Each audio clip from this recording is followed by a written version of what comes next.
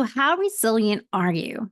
How much capacity do you have for handling more stress, adversity, and change?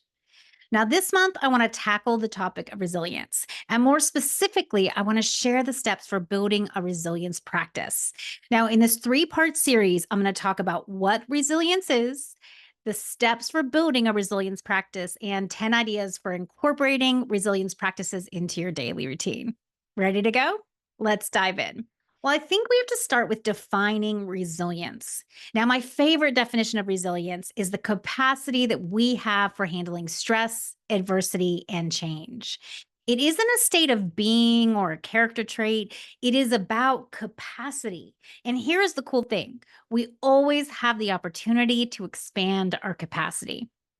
Now, your capacity to handle stress, adversity, and change, it's always fluctuating, and it's also unique to you. Each of us is born with a unique capacity, and our capacity is influenced throughout our lives by many variables, including how we're wired, what we experienced as a child, or how skilled we are at metabolizing the stress around us.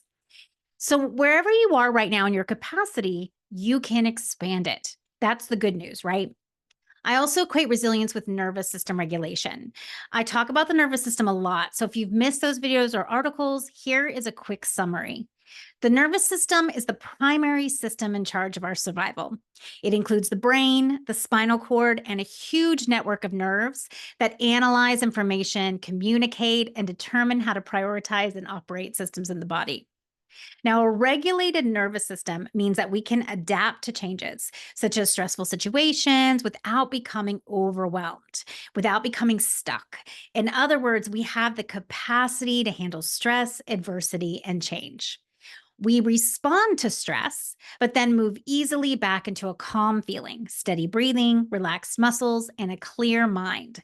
We have the flexibility to move between states of arousal and states of rest. So that's a regulated nervous system. Now, a dysregulated nervous system is when we experience an imbalance in our nervous system and feel overwhelmed and overstressed when encountering stressors. Now, we don't move easily back into a calm feeling and a clear mind. We actually get stuck in chronic stress.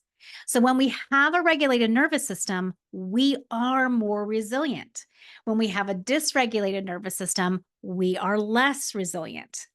Now, what's so great about this is that we can learn to regulate our nervous system, and this automatically creates more resilience. I think this is a really important conversation because so often we view resilience as being tough or strong. We assume people are just resilient or not resilient. Sometimes we think of resilience as never reacting to stress or just brushing off adversity. But that is not resilience. Resilience is the capacity to experience stress or adversity. So we can be resilient and still have reactions. We can be resilient and still struggle with change. What illustrates our capacity is how long it takes us to bounce back from those reactions or struggle. Do you know how to deal with life struggles? Or do you feel hopeless in the face of struggle? Now, if we struggle or if we have low capacity, no problem. We can grab a tool for nervous system regulation, we can employ extra self care, or we can learn to expand our resilience. It isn't a trait we have or don't have, it is a practice. So, next week, we're going to talk about how to build a resilience micro practice, which is really just a 5 to 15 minute practice for expanding your capacity to handle stress, adversity, and change. Building resilience doesn't have to be hard. So, take care and have a great week.